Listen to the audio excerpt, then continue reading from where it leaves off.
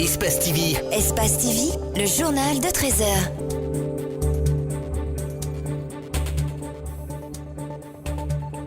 Bonsoir à tous et bienvenue dans ce journal dont voici les titres. Les députés auront jusqu'au 4 septembre pour examiner la loi de finances rectificative 2019. Cette session extraordinaire a aussi pour mission d'examiner la loi sur la CENI, sur le code électoral et sur le statut des militaires. Selon certains députés, la loi sur la réduction du train budgétaire du gouvernement est aussi attendue.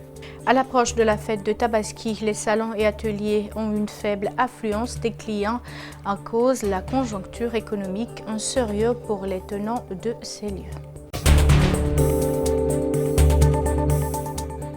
Je vous le disais en titre, ouverture de la session extraordinaire des lois au Parlement ce vendredi. Les députés auront jusqu'au 4 septembre pour examiner la loi de finances rectificative 2019.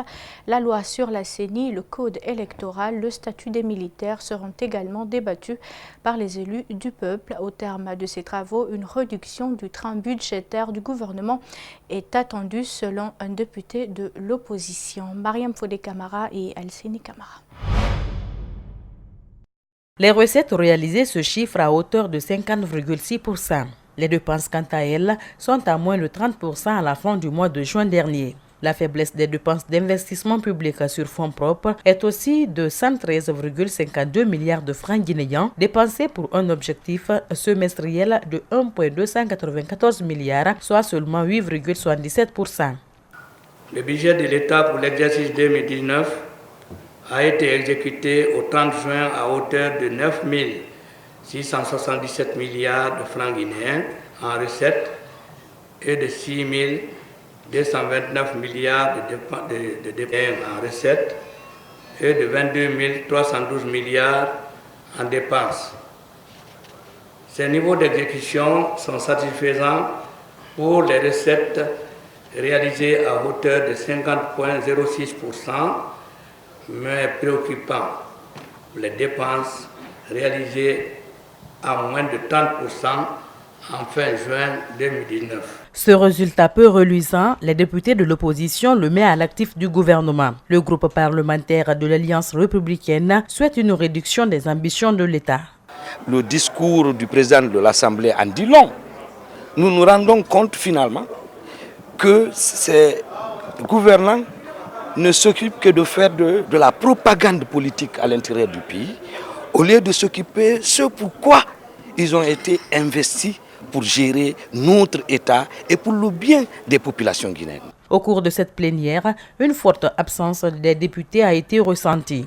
Le président de l'Assemblée a été obligé de suspendre la séance pour 5 minutes, le temps que le quorum ne soit atteint. Pourtant, à côté de la loi des finances rectificatives, se trouvent d'autres textes à étudier.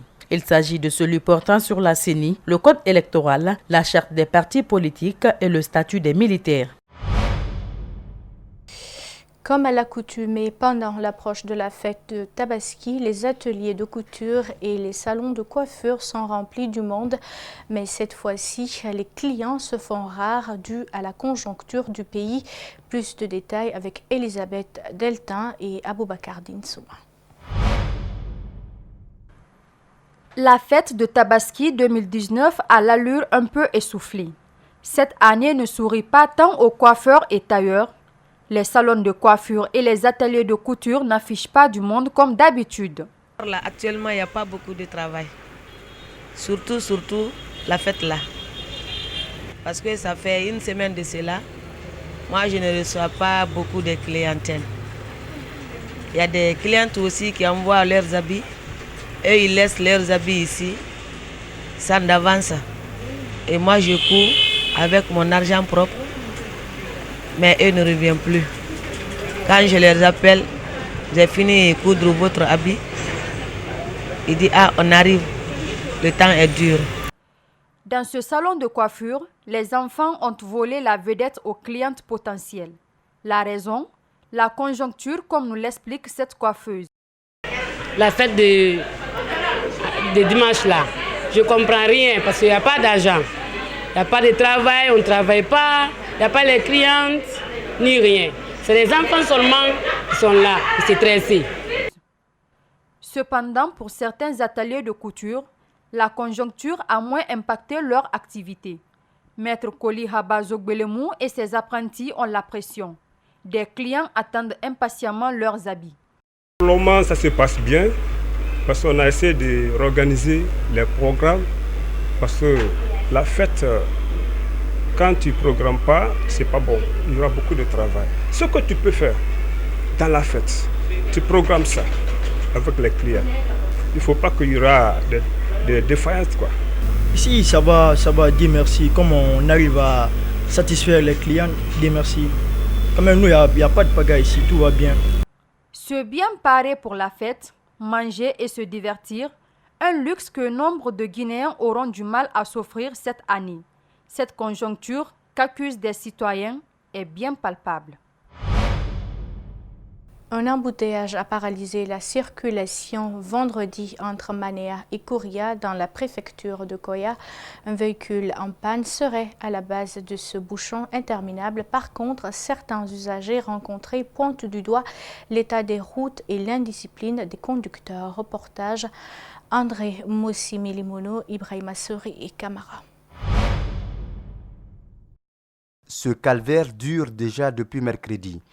Plusieurs véhicules alignés en file indien, aucune voiture ne bouge.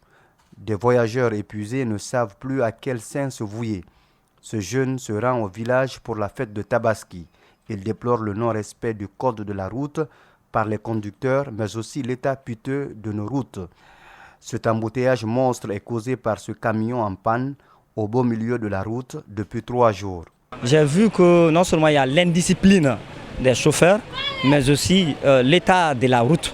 Non seulement la route elle est complètement dégradée, mais aussi elle est restreinte. Et il y a tout ça là. Mais tout de suite là, avant d'arriver là, à quelques mètres seulement, j'ai vu une camionnette aussi qui est tombée en panne au beau milieu de la route. Le bouchon interminable n'épargne pas non plus ce haut responsable du pays qui était dans son cortège. Ces gardes-corps tentent de désamorcer la situation. Cet autre usager vient de l'intérieur du pays. Il pointe du doigt les autorités du pays.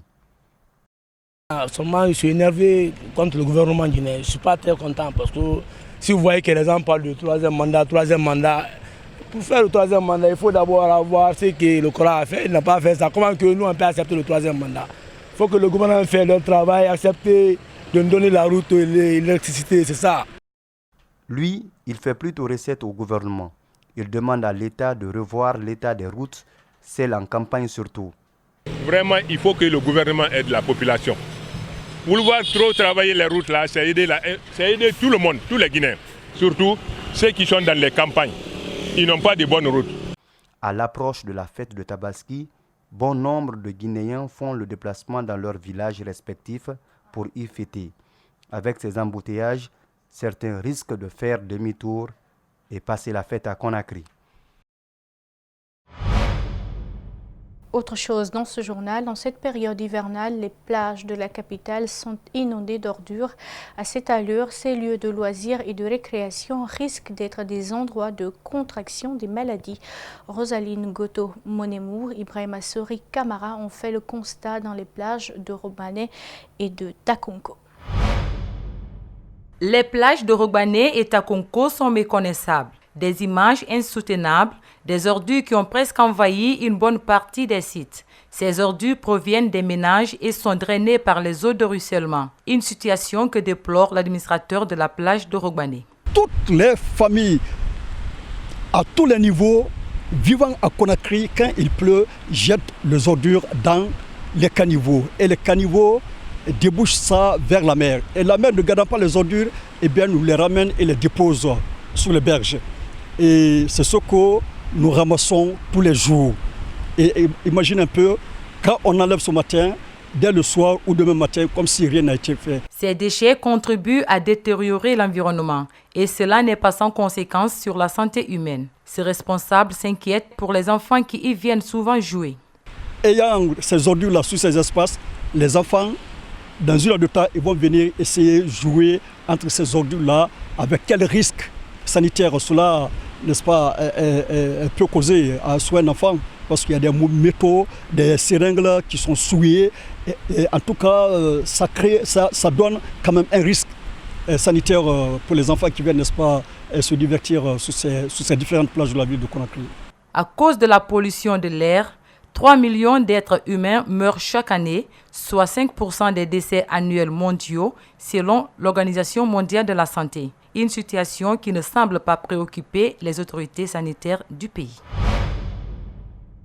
Et puis, une maison et tout son contenu sont partis en fumée ce jeudi à Sangoya, première porte façade dans la commune de Matoto. Un court-circuit serait à l'origine de cet incendie qui s'est déclaré aux environs de 20 h. Algassi Mouyaliba et Yacouba Traoré se sont rendus sur les lieux, suivez leur constat. Tout a été calciné dans cette maison de 6 chambres.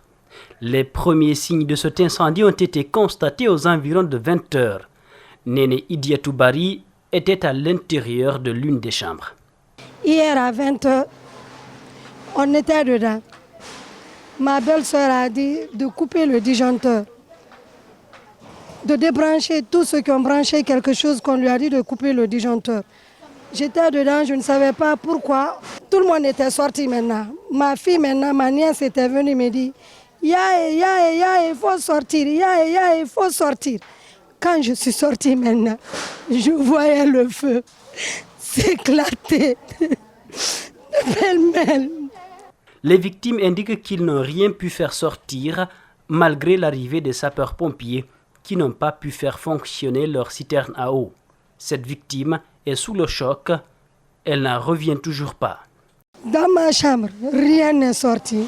La chambre de ma belle-sœur, la deuxième, rien n'est sorti. Dans la chambre d'une de nos locataires, rien n'est sorti. En un mot, rien n'est sorti, sinon que ce que vous avez vu devant vous ici. Rien n'est sorti dans la maison. Selon Néné Idiatou Bari, grâce à l'intervention des voisins, le feu a été maîtrisé et aucune perte en vies humaines n'a été enregistrée. Elle demande de l'aide. Au moins Dieu merci qu'on n'a pas eu de perte humaine. Il n'y a pas eu de blessés, il n'y a pas eu de morts. C'est mon papa qui avait construit. Il nous a laissés. La vieille aussi est partie. Je suis là avec mon grand frère. On n'a rien. On ne peut rien dire que sinon que de nous aider. On leur prie de nous aider, encore de nous aider et encore de nous aider. Plusieurs autres victimes sont sous le choc et se demandent comment se remettre de ce drame. Elles sollicitent de l'aide. Le musée national de Nairobi possède une collection de fossiles sans égale en Afrique de l'Est et l'une des plus grandes au monde. C'est là qu'on a découvert cette année des ossements d'un carnivore préhistorique, une nouvelle espèce inconnue jusqu'ici. Suivez.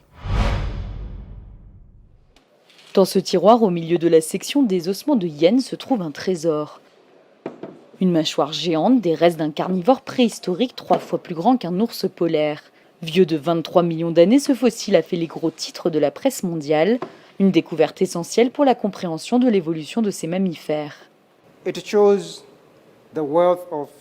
Ça montre la valeur de l'Afrique en termes d'écosystème et ce à quoi ressemblait l'Afrique.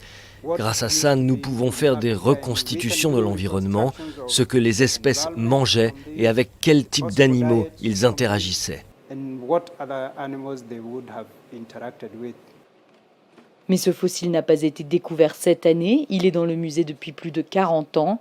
Chaque année, le musée reçoit entre 7 000 et 10 000 nouveaux fossiles, beaucoup trop pour ses maigres ressources et ses 15 employés. 99% des personnes qui travaillent ici sont des étrangers. Il est important que les Kenyans comprennent l'importance de cela dans le pays et s'aventurent ou étudient les questions relatives aux origines et à l'évolution de l'homme. Le musée n'a pas beaucoup changé depuis les années 60 quand Louis Leakey, le légendaire paléontologue, empilait ses découvertes. Ici, la classification des fossiles se fait toujours à la main. Ce fut le cas pour ces squelettes de crocodiles qui ont été découverts dans le Turkana, une région aujourd'hui aride. Son étude donne des indications sur l'évolution climatique de la région.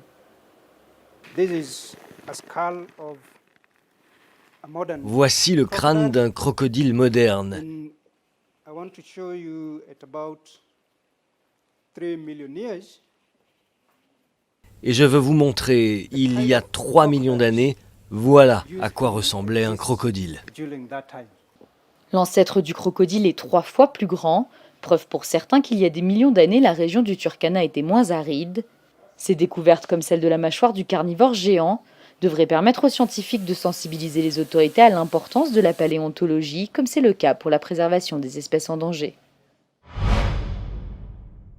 Et voilà qui met fin à ce journal à tous. Merci de l'avoir suivi. Merci également à l'équipe de la rédaction ainsi qu'à celle technique. Restez avec nous, nos programmes continuent sur Espace TV. Au revoir.